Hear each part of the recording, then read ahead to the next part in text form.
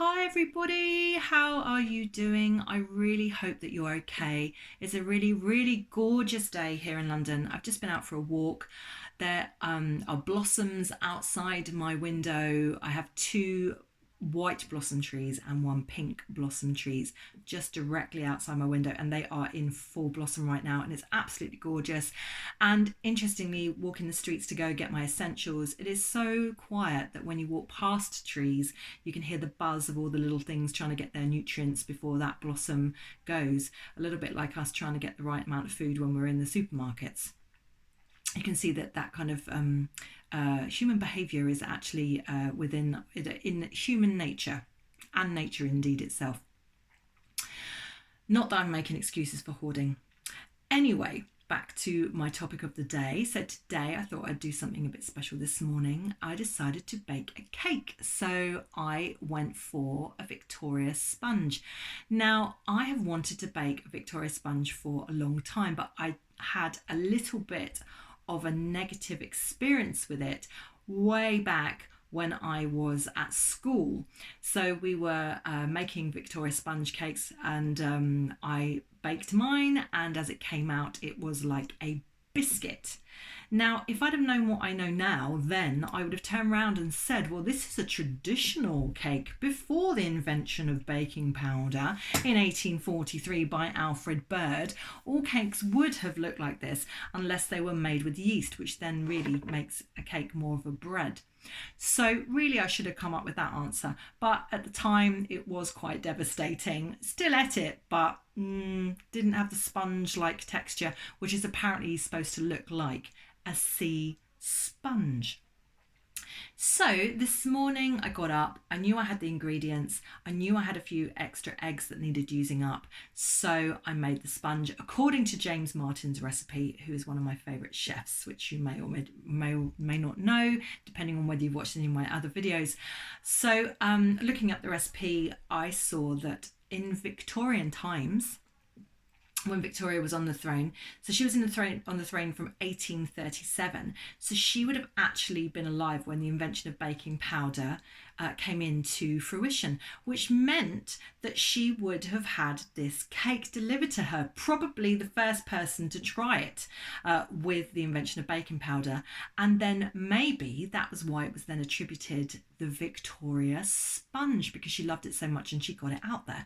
I've read that historians said that it was actually named when she was in Osborne House, and used to get lots of deliveries of different types of cakes during the week, which I'll read out in a second. But before I do that, I realise how simple it is, but in that simplicity there are so many things that can go wrong.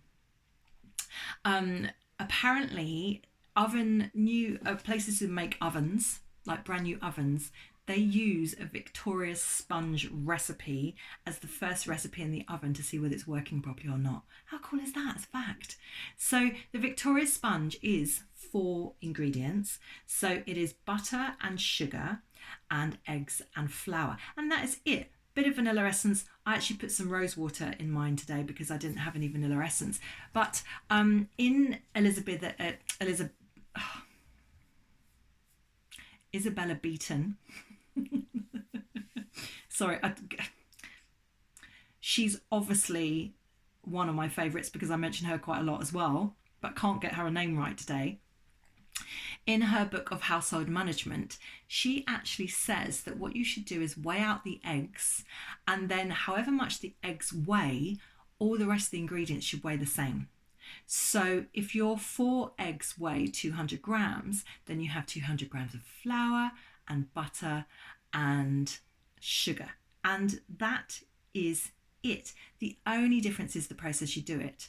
So for me, I did butter and sugar together, cream them together, then add the eggs just a little bit at a time, and then with just a spoonful of flour just to stop it from curdling, and then you fold the flour in afterwards. So the first part of the process is about getting lots of air into it, lots and lots of air, and then you don't want to beat that air out. So when you add the flour, usually I remember my teacher, I think it was Mrs. Dalloway, figure of eight folding in that flour. You don't want to knock out the air. pop it into your lined tins, pop it in the oven for 20 minutes, Bob's your uncle, and here is your gorgeous, gorgeous cake. So interesting, I found that jam is supposedly the original Victoria sponge because this was actually served for children originally. So Queen Victoria would have had a version of this as a child. It was seen that the rich fruit cakes and also seed cake, which is delicious, but seed cakes in Victorian times and before were far too rich for children to have. So the sponge was made for children. But Victoria decided that in her lifetime that this then became one of her favourites. So then it then started to come to the adult table. And it does, from this list that I have here, seem that Queen Victoria did have a bit of a sweet tooth, but nothing wrong with that. So I've found this list of things that she had delivered. It's called The Private Life of the Queen by one of Her Majesty's Servants. So it says, among the favourites of the Queen, which are carefully packed in small tin boxes, oh, I can imagine those boxes, and sent to court 4 times a week, were chocolate sponges, wafers of 2 or 3 different shapes, langue du chat, what's that, the cat, the tongue of the cat, that's right, biscuits and drop cakes of all kinds, tablets, petit four, princess and rice cakes, pralines, almond, sweets, and a large quantity of mixed sweets. Wow. But she had a lot of people to cater for, but that, who wouldn't want that as 4 times a week? Coming to the palace for nibbles and afternoon tea, which I'll talk about in another episode. But for me, just the classic Victoria sponge, when it's done just right, in just a bit of jam through the middle. There's all sorts of conversations about the cream, whether cream is traditional, whether buttercream is traditional.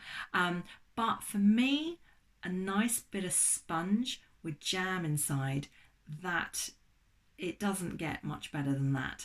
So I'm now going to have my lovely cup of tea, which I've got going on here, and I'm going to have a slice of cake, and I'm going to sit and watch James Martin's Islands to Highlands, which is on this week as well. I'm sorry if I'm giving him too much of a plug, but I really love I just think he's brilliant, and he's an absolute fantastic role model for presenting, because that man not only cooks, not only interviews, not only researches, not only talks, and does it all to time, is just an absolute expert at what he does. So I'm hoping one day that maybe I could be that much of an expert too, and in my baking. So thanks, James. I hope that I've inspired you to make a Victoria sponge. I'll stick the pictures up and even the recipe if I can make that work. And speak to you very soon. Much, much love. Take care. Stay home. Bye.